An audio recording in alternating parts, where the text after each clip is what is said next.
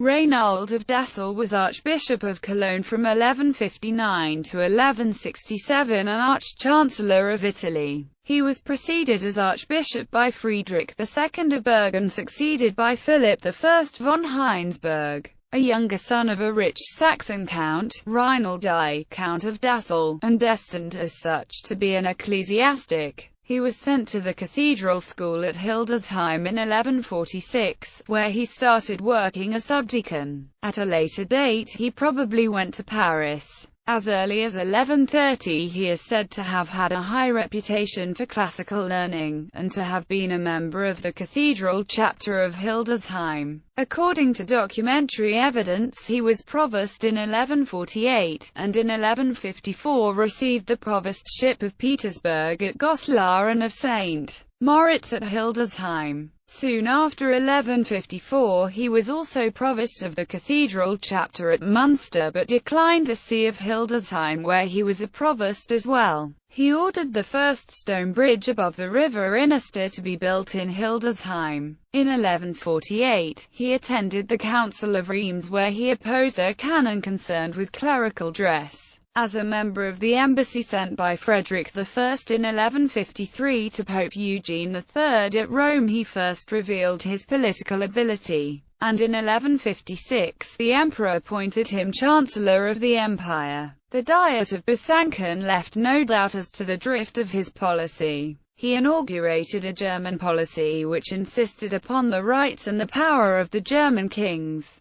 the strengthening of the Catholic Church in the German Empire, the lordship of Italy, and the humiliation of the papacy. Full of life, at times rough and blunt, and again careful and calculating, Rainald, who, in spite of his ecclesiastical dignities, knew how to wield the sword, henceforth influenced the policy of his imperial masters. Though he did not wish to separate Germany entirely from Rome and still held the medieval respect for the Church, his temperament carried Barbarossa much further than the latter desired, or then was advantageous in the circumstances. When Frederick finally submitted, it was Rainald who prevented him from making concessions which might have proved of advantage. The struggle with the Curia began at the Diet of Besançon, where Rainald vigorously rejected the use of the word beneficium, which might mean fief as well as benefit. In the expression used, that the Pope would have been glad to grant the Emperor even greater beneficia. It was thought that the old desire of the Curia for the mastery of the world was to be found.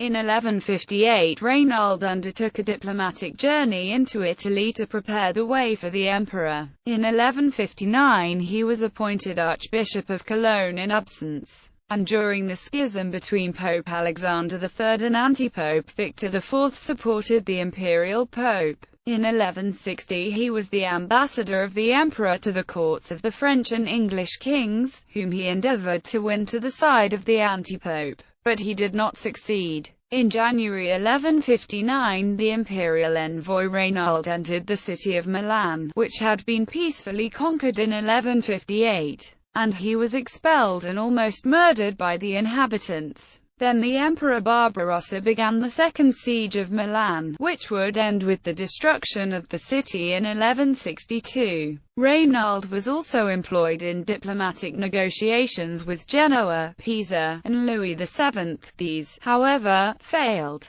In this period Rainald was notably the patron of the arch-poet.